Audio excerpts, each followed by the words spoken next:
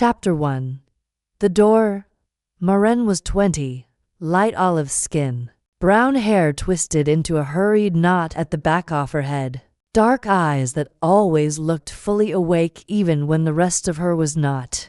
She ran the clinic alone. The building sat at the edge of town, where the asphalt thinned and the trees began. At 3 a.m., rain pressed hard against the windows.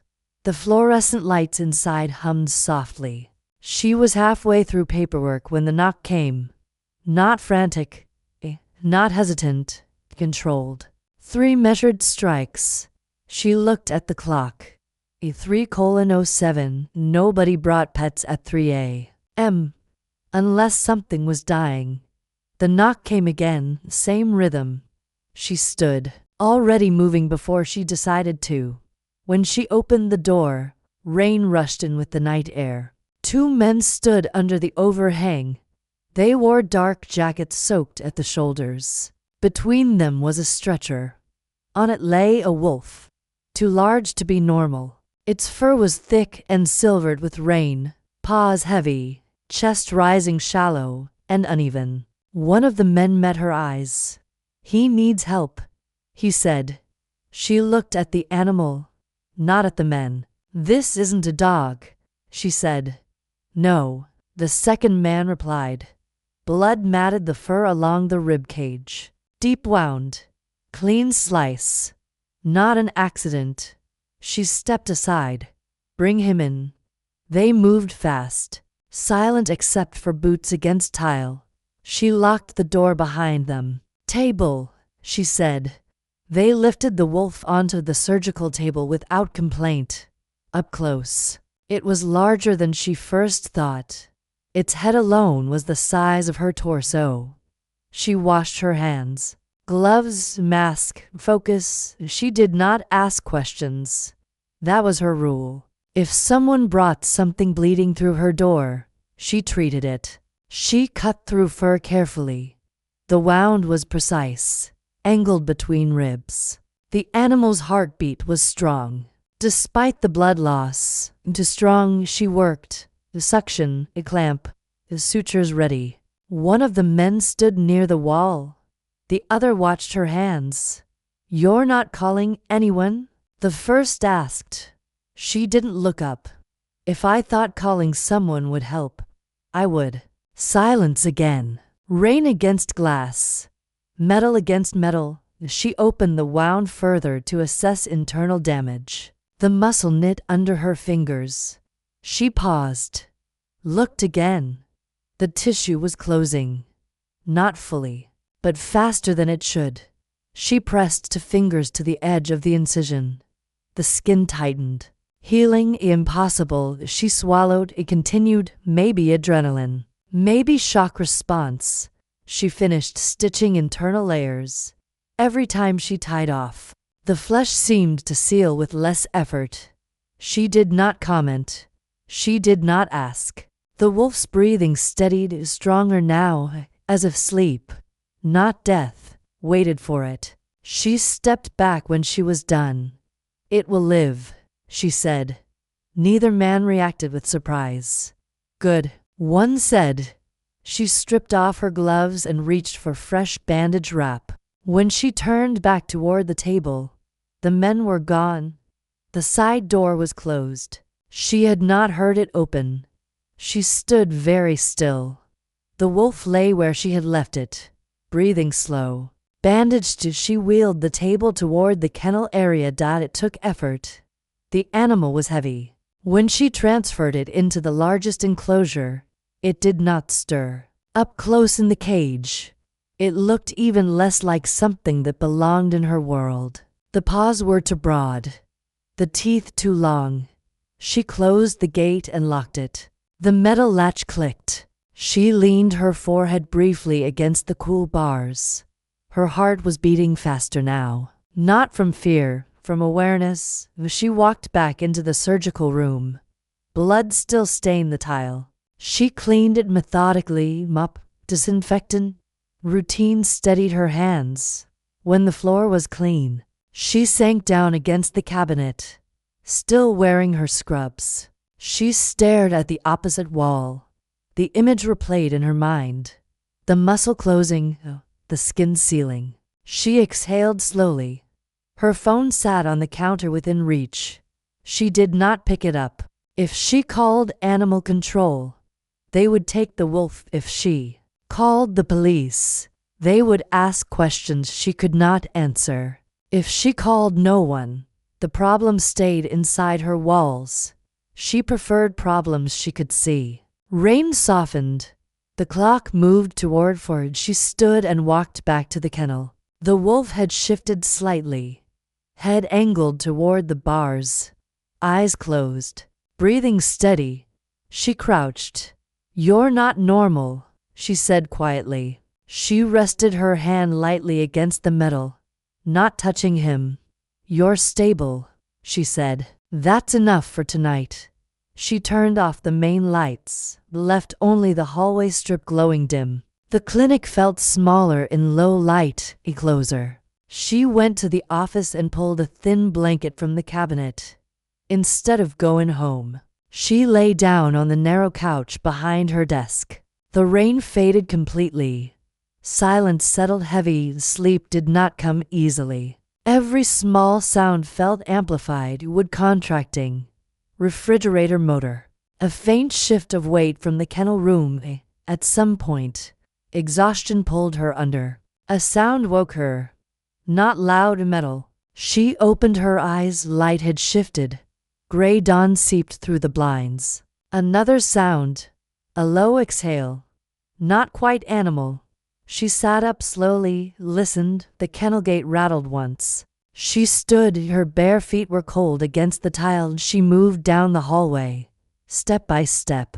The strip light flickered faintly overhead. She stopped outside the kennel room. Listened again. Silence. She pushed the door open. The large kennel stood directly across from her. The gate was closed, but the shape inside was wrong. Too upright. Too still. Her breath caught. She stepped closer. The wolf was gone. In its place, inside the cage, a man sat with his back against the wall, bandage wrapped across his ribs, dark hair falling forward over his face, bare skin where fur had been. He looked up at her. His eyes were the same gold under the low light. She did not scream. She did not step back. Her mind did something quieter. It adjusted. The man studied her, not wild, not confused, aware. She tightened her grip on the kennel bars. "You were on my table," she said. "Yes," he replied. His voice was steady, human. "You were a wolf." "Yes." She let the word settle. Her pulse did not spike the way it should have. Shock did not feel like panic. It felt like narrowing. Focus sharpening around the only two people in the room. "You need to open this," he said. She did not move. "Explain," she said. He held her gaze. "There isn't time." "There was time to bleed on my floor," she said. "There's time to answer." He shifted slightly, hand pressing against the bandage. The movement was careful, respectful of the stitches she had placed. "You already know enough," he said. She thought of the muscle closing under her fingers. She thought of the men disappearing into rain. "You're right," she said. "And that's the problem." Silence stretched between them. The early light grew stronger. Birds began somewhere outside. A normal morning pressing against an abnormal room. "If I open that gate," she said, "you don't get to decide what happens next." He watched her carefully. "Agreed," he replied. She studied him a moment longer. Then she reached for the lock. The metal clicked. She opened the gate slowly. He did not rush out. He stood with measured control, one hand still braced against his ribs. Up close, he was taller than she expected, broad shoulders, skin marked faintly with lines that looked almost like scars beneath the surface. "You're going to sit," she said, "and you're going to let me check the sutures." He nodded once. "Yes." She gestured toward the exam table. He moved there without argument. As he sat, she stepped closer, examining the bandage. No blood seeped through. The edges of the wound beneath were already smoother than they should be. She met his eyes again. "You heal fast," she said. "Yes," he said. "And you don't call anyone," he continued. She did not look away. "No," she replied. Outside, the town began to wake inside. The world had already changed. Chapter 2. What was in the kennel? Morning. Light settled slowly across the tile floor. The clinic smelled like antiseptic and rain that had dried without permission. Maren had not gone home. She stood across from the exam table where he sat, the bandage still clean against his ribs. He watched her the way an animal watches a moving door. Not afraid. Assessing. "Don't call anyone," he said. She met his eyes. "I wasn't going to." Not because he asked, because the moment the tissue closed beneath her hands, she understood something simple. Calling someone would make this bigger than the room. And right now, the room was small enough to control. She reached for fresh gauze. "Lie back." He did, no hesitation. She peeled the bandage away, carefully. The sutures were still there, but the swelling had already faded. The skin beneath was sealed, tighter than it had any right to be. "You should not be conscious," she said. "I heal," he replied. "That's not an explanation. It's the only one you get." She pressed gently along the rib cage, no flinch, no sharp intake of breath. The wound that should have required weeks was already halfway to invisible. She stepped back. "You were a wolf?" "Yes." "You're not now." "No." She folded her arms. "Are there more of you?" "Yes." The answer came too easily. Her jaw tightened. "And they know you're here?" "Some do." "That's vague." "It's intentional." Silence settled between them again. Outside, a delivery truck passed on the road beyond the trees. Normal life moving forward. He stood slowly from the table. The movement was careful, measured, not weak. "Last night," he continued, "I was attacked." "By hunters?" she asked. "No." He held her gaze. "By my own." The words did not sound dramatic. They sounded like fact. Her stomach tightened despite herself. "You expect me to believe there's a pack of wolves running territory outside my town?" "Yes." "And you're what? Their leader?" "Yes." The room felt smaller. She laughed once. Not because it was funny, because her brain was buying time. "You were left outside your own territory," she said slowly. "Yes." "To die?" "Yes." "And someone decided to bring you to me?" "Yes." She studied his face, no flicker, no embellishment, just truth delivered without decoration. "Who brought you?" she asked. "They chose not to be seen." "That's not an answer." "It's the only one I can give." Her pulse ticked harder now. Not fear. Calculation. "If someone attacked you," she said, "and someone else saved you, that means whatever you walked into last night isn't finished." "No," he replied. "It isn't." She glanced toward the front of the clinic, toward the road, toward the trees beyond it. "You can't stay here," she said. "I won't," he replied. "Good. But I cannot leave yet." Her eyes snapped back to him. "That wasn't the agreement." "There was no agreement," he said. "There was survival." She exhaled slowly. "How long?" "A day." "That's a guess." "Yes." She paced once across the room, then back. You said some of them know you're here. Yes. Define some. Enough. That answer landed heavier than the others. If they come looking, she said. This is a veterinary clinic. I don't have weapons. You won't need them. That's not comforting. He stepped closer. Not threatening, just present. I won't allow harm to come to you, he said. She held his gaze. That sounds like authority. It is. She considered that an injured man in her clinic claiming authority over something she had never seen. The rational part of her mind wanted to tear it apart, but the evidence was still stitched into his skin. You said you control the territory, she said. Yes, the road that runs along the ridge, she continued. The one that curves past the old logging line? Yes. I drive that every week. I know. The words were calm, certain. Her stomach dropped a fraction. You've seen me. Yes. How long? A year? The room shifted under her feet. You let me cross? Yes. Why? You never trespassed, he replied. You passed through.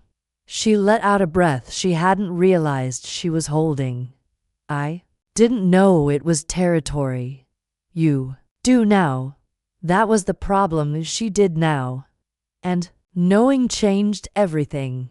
You need to leave before anyone else decides to test whatever authority you think you still have, she said. He nodded once. I will. But first, he continued, you need to understand the size of what you opened your door to. Her eyes hardened slightly. I understand enough. No, he said. You don't. And for the first time since dawn, something in his voice carried weight heavier than blood. Chapter 3. The size of the problem. He stood near the window but did not look outside. As if the glass were irrelevant, as if distance meant nothing to him. Maren remained by the exam table, arms folded, measuring him the way she would. A case that refused to fit the chart. Explain, she said. He inclined his head slightly. My pack controls the forest that borders this town, he continued. Not symbolically, not historically, actively. She said nothing. The ridge road you drive, he added, runs along the edge of our boundary. You said that. Yes. And someone inside that boundary tried to kill you? Yes. She let the silence stretch, not to intimidate, to test whether he would fill it. He did not. Why? She asked. Power, he replied. That's convenient. It is accurate. She paced once across the room. The clinic suddenly felt fragile. Thin walls, thin locks. If you're alpha, she said, how does someone get close enough to do that? He met her eyes. Because I allowed it. That answer landed harder than the others. Meaning? I trusted him, double quotes him, not them. So it was personal. Who? She asked. A member of my pack. That narrows nothing. It is sufficient. Her jaw tightened. You're asking to stay here, in my clinic, while something inside your own structure fractures. Yes. And you expect that fracture to stay contained to your forest. No. There it was. Honesty. Without comfort. She turned toward the hallway that led to the kennels. The room where he had been an animal hours ago. If someone left you outside your territory, she said slowly, that means they wanted you found there. Yes. Why? To weaken authority. She faced him again. If you die beyond the boundary, your pack looks incompetent. Yes. If you survive because a human saved you. He did not interrupt. She finished the thought herself. Then, Your authority looks compromised. Yes. The word felt heavier now. She pressed her palm against the stainless counter behind her. Cold steadied her. So whoever did this, she continued, wins either way. Yes. That's not just power, she said. That's narrative. A faint shift in his expression. Approval. Perhaps. You understand, he replied. She shook her head once. No. I understand patterns. That's different. He stepped closer to the center of the room. The one who attacked me, he said, believes strength must be uncontaminated. Uncontaminated by what? Humans. The word did not echo. It settled. And now, she said, you're standing in a human clinic with sutures placed by human hands. Yes, that's going to be a problem. Yes. Her pulse quickened despite her effort to stay clinical. How long before they realize you're not dead? She asked. They already suspect. And how long before they find you here? He held her gaze. That depends. On what? On who carried me to your door? The memory flickered back. To men. Controlled knock. No names. No explanation. You don't know who they were? She asked. I know, he replied. But I will not speak it. That sounds like loyalty. It is calculation. She exhaled sharply. You need to leave, she said. Again. Yes. But not yet, he continued. No. She closed her eyes briefly. When she opened them, the world felt narrower than it had the day before. You're not the only one at risk here, she said. I know. Do you? Her voice sharpened slightly. If someone inside your pack believes human contact weakens you, what do you think they'll do to the human who stitched you back together? Silence. Not evasive, measured, double quotes. They will argue you cannot remain, he said. Argue? Yes. That's generous. He did not smile. They will not move against you without cause. I am the cause, she said. Yes. The honesty was exhausting. She walked to the front of the clinic and pulled the blinds half closed. Sunlight filtered thinner now. The road beyond. The trees looked unchanged. Cars would pass. People would bring in cats with infections and dogs with torn pads. Normal problems. She had preferred those. You said your absence could be used, she said without turning around. Yes. How? If I do not return quickly, leadership will fracture. And if you return visibly healed, it will fracture differently. She turned back toward him. So either way, you walk into instability. Yes. And you want to do that standing. Yes. She studied him for a long moment. Not as a myth, not as something impossible, as a patient who refused to admit the extent of his own injury. You're still not fully healed, she said. No. If you push too hard, you'll tear what I repaired. I won't. That's confidence. It's necessity. Her mind moved ahead of her words. If he left too soon and collapsed inside his own territory, it would confirm weakness. If he stayed too long, it would confirm dependence. There was no clean path. Same objective, she said quietly. You need to return. Yes. I need you gone before anyone decides to make an example out of my front door. Yes. She nodded once. Those are aligned. For now, he replied. That was the part she did not like. For now, a sudden weight pressed into the room. Not physical and anticipatory, she felt it before she heard anything. A shift in the air.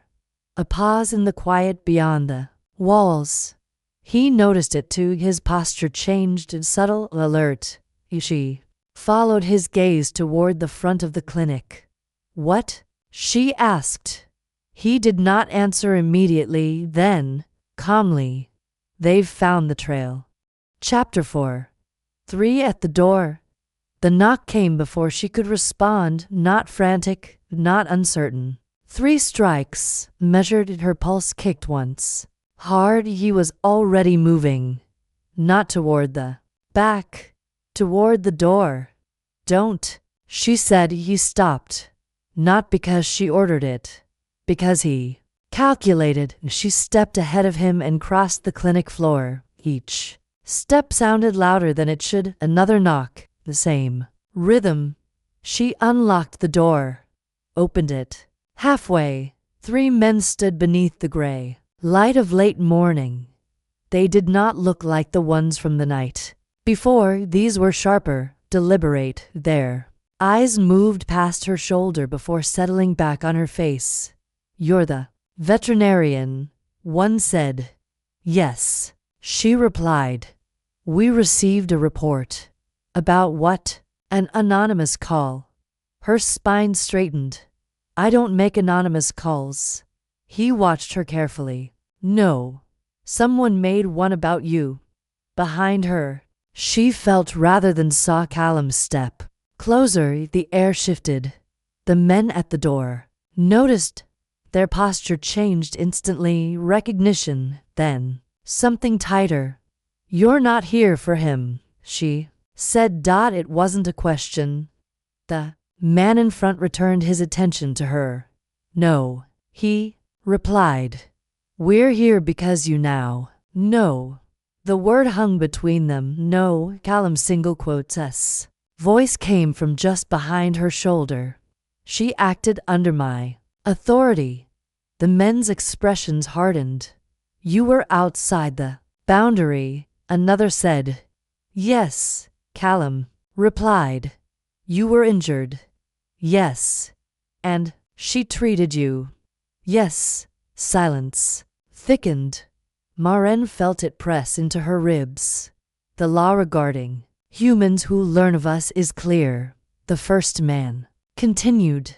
I am aware, Callum said. You are in no position to enforce interpretation. That landed, a statement, not an insult. Maren's jaw tightened. I didn't ask to learn anything, she said. All 3 men looked at her again. You opened your door, one replied. Yes, 2. A bleeding animal, she said. That is my job. You chose not to call authorities. Yes. Why? She held his gaze. Because by the time I saw the wound close on its own, I understood that whatever this was, it did not belong to the authorities. A flicker passed between them. They had not expected that answer. Callum stepped fully beside her now, not in front. Beside. I will address this with the council, he said. You will not touch her. You assume authority remains uncontested. The second man replied. I assume nothing, Callum said. I assert. The air tightened further. Maren could feel the tension in the floor beneath her feet. If this broke the wrong way, it would not be verbal. You were attacked, the first man said. Yes. You survived because of her. Yes. And you expect that not to be seen as weakness. Callum did not hesitate. I expect it to be seen as survival. The word shifted the balance. Slightly, not enough. One of the men glanced at Maren again. Longer this time. Calculating, she did not step back. If the council decides she cannot remain, he said, will you enforce that decision? Callum's answer came without pause. No. The temperature in the room seemed to drop. That was open defiance. Even she understood that. The first man exhaled slowly. This will move quickly, he said. It must, Callum replied. Their eyes locked for a beat. Longer. Then the men stepped back from the doorway. No threats, no raised voices, just inevitability. We will convene, the first said. Soon. Callum inclined his head once. The door closed. The latch clicked. Silence filled the clinic again. But it was not the same silence as before. Maren turned toward him slowly. That wasn't about whether you're alive, she said. No. It was about whether you're fit. Yes. And I am evidence. Yes. She ran a hand through her hair, loosening the knot slightly. How long before this council decides what to do with me? Hours, he replied. Maybe less. She let out a breath that almost turned into a laugh. So this is no longer about you leaving quietly. No. It's about what they think I represent. Yes. And what do I represent? He met her eyes steadily. Change. The word settled heavier than threat. Outside, a car passed on the road, normal, indifferent. Inside, the fracture widened. They didn't come for you, she said quietly. No. They came to measure me. Yes. Her throat tightened, not from fear, but from clarity. The crisis passed, she said. For now. He nodded once. What remains, he added, is worse. Chapter 5. To options. The clinic felt smaller after they left. Not physically, structurally. Maren stood behind the reception desk, staring at the ledger. She had not updated numbers, appointments, vaccination reminders. All of it suddenly fragile. Callum remained near the window, posture controlled, strength returning in increments. Could almost measure. They will convene quickly, he said. I gathered that. The outcome will not be indefinite. No, she replied. It will be decisive. She closed the ledger, looked at him directly. What are the outcomes? He did not soften the answer. You enter the territory under council terms. And the other? You leave this town. She held his gaze. That's not an outcome. That's exile. Yes. Silence expanded between them. You don't get to offer that. Calmly, she said. I am not offering it, he replied. I am stating it. She stepped away from the desk and walked the length of the clinic. Her clinic. The cabinets she installed herself. The exam table she refinished. The faded mark on the wall where a frightened shepherd once slammed into plaster. This building is paid for, she said. I built this. Practice from nothing. I know, he replied. She stopped. You've been watching the road for a year. Yes. And you know what I've built. Yes. That knowledge unsettled her more than the threat. You don't get to measure what this costs me, she said.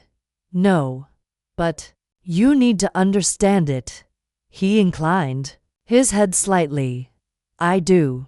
She shook her head. Once? No. You understand territory, authority, structure. She gestured around her. This is mine. The word carried weight, ownership, identity. If I leave, she continued, I lose patients mid-treatment. I lose income. I lose the unliving I chose deliberately. He listened without interruption. And if you enter the territory, he said, you do not lose it. I lose freedom instead. Yes. Define restrictions. You would be monitored. For how long? Until trust stabilizes. That's vague. It is deliberate. She folded her arms. Again. So I trade autonomy for proximity to something. That almost got me sentenced before. Breakfast? Yes. And you consider that balanced? No. She stared at him, searching for irony. There was none. Is there a third option? She asked. No. The word landed final. She looked away first. The clock on the wall ticked steadily. Time indifferent to consequence. When will they decide? She asked quietly. Soon. That's not helpful. No. She walked back to the kennel room and opened the empty enclosure. The metal gate swung. Outward cold, functional. Last night he had been inside it. Now the decision was whether she would be inside something larger. You could leave before they gather, she said without turning round. Yes. And avoid forcing a decision. Yes. But you won't? No. She nodded slowly. Because if you run, it confirms their argument. Yes. And if you stay, it escalates it. Yes. There was no version of this that did not cost. She closed the kennel gate gently, returned to the front of the clinic. I need time, she said. You have some, he replied. How much? He held her eyes. Not enough to be comfortable. She exhaled slowly. Then leave me alone for a while. He did not argue. He stepped back toward the hallway, gave her space without retreating entirely. The door to the supply room closed softly behind him. Maren remained in the center of the clinic. The air felt heavier than it had that morning. To options. Enter a world she had never asked to see or abandon, the one she had built piece by piece. She sat in the chair behind her desk and pressed her palms against her eyes. If she entered the territory, she would live under rules she did not write. If she left town, she would live nowhere she recognized. Neither was temporary, both permanent. Outside, a dog barked in the distance, normal or ordinary, the kind of problem she understood. She lowered her hands slowly into options, and no one else to choose for her. Chapter 6. Who did it? The hours did not pass quietly. They stretched, thinned, pulled tight. Callum remained inside the clinic, strength returning in visible increments. The bandage no longer showed strain. His posture no longer betrayed injury. But the air around him stayed alert. Maren stood at the sink, hands braced against porcelain, staring at nothing. You said it was power, she said without turning round. Yes. That was incomplete. He did not answer immediately. She dried her hands. Slowly. It wasn't random, she continued. No, it wasn't. Opportunistic. No. She faced him. It was deliberate. Yes. And personal. A pause. Yes. Her jaw tightened. Who? He held her gaze longer this time. My brother. The word did not shock her the way it should have. It clarified things instead. Younger? She asked. Yes. Ambitious? No. That made her blink. Then why? Callum stepped closer to the center of the room. Because he believes strength must remain unaltered. He said. Unaltered by what? By you. The simplicity of it pressed harder than accusation. I didn't alter you, she said. You were bleeding. Yes. And I closed the wound. Yes. That's not corruption. To him, Callum replied. It is contamination. The word hung in the air. A contamination. She let out a slow breath. So, this wasn't an assassination attempt. No. It was a test. Yes. If you died beyond your boundary, you were weak. Yes. If you survived because a human intervened, you were compromised. Yes. She nodded once. There was no version where you won cleanly. No. And now, she continued, your survival becomes evidence against you. Yes. The logic was almost elegant, cruel, but clean. She began pacing slowly across the clinic floor. Does he think he's right? She asked. Yes. Does he believe this makes him stronger? Yes. And others agree with him. Yes.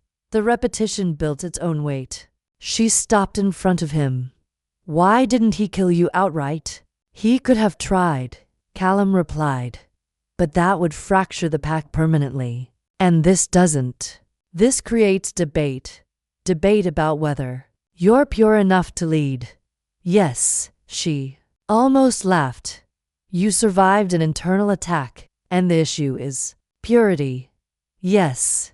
And I'm the symbol. Yes. Her hands tightened at her sides. So when the council gathers, she said, this isn't about my safety. No. It's about ideology. Yes. She looked toward the door, instinctively, as if expecting someone to already be there. Your brother planned this before last night, she said, slowly. Yes. He needed an example. Yes. And I walked into it. You opened your door, he replied. The reminder carried no blame. Just fact. She absorbed that. You knew this fracture existed, she said. Yes. And you didn't remove him. No. Why? Because strength that cannot tolerate dissent becomes tyranny. She studied him carefully. That sounds noble. It is practical, he replied. She shook her head. Once you let someone who believes in purity stand close enough to cut you. Yes. And you call that strength. Yes. The confidence unsettled her more than the conflict. Then what stops him from using me as proof? She asked. Nothing, Callum said. Honesty again. Clean. So when I walk into that room, she continued, I am not a guest. No. Your argument. The weight of that settled into her chest. She moved back toward the desk slowly. If the council sides with him, she asked, what happens? They will require your removal. From the territory. Yes. And from town? If they consider the town within influence. Yes. She felt the scale of it fully now. Her clinic. Her life. Reduced to leverage in someone else's ideological dispute. Does your brother hate humans? She asked. No, that's worse, she replied. Yes. He simply believes proximity weakens you. Yes. And if you defend me, I will, he said. That confirms his narrative. Yes. There it was, the trap complete. She inhaled slowly, then exhaled. If I walk away now, she said, you still have to answer for surviving. Yes. If I stay and speak, I give them something visible to argue against. Yes. She looked at him steadily. And if I say nothing, silence will be interpreted, he replied. Always. She nodded once. The fracture had not started with her, but it had found her. When do we go? She asked. His eyes held hers. Soon. Chapter 7. The council room. The territory did not announce itself. The trees thickened gradually. The air grew quieter, deliberate. Maren walked beside Callum along a narrow path that cut through the forest. No visible boundary, no sign, only awareness. They stopped before a structure built into the hillside, stone, wood, old without appearing abandoned. This is where they gather, he said. She nodded once. Do they expect me? Yes. Good. Inside. The air was cooler. A long room carved partially from earth. Light filtered through narrow openings high in the walls. A table stood at the center. Several figures already seated. They did not rise when Callum entered. They looked at him, then at her, measuring. The man who had knocked at her clinic stood at the far end, and beside him, another, younger, sharper. The resemblance was subtle. But there, Callum stepped forward. Maren remained half a pace behind. Not hidden, not present. You return. One of the elders said. Yes, Callum replied. You were attacked. Yes. You survived. Yes. A pause. You survived because of her. Yes. The younger man's gaze shifted to Maren fully now, cold, not emotional, convicted. You brought a human into this chamber, he said. Yes, Callum replied.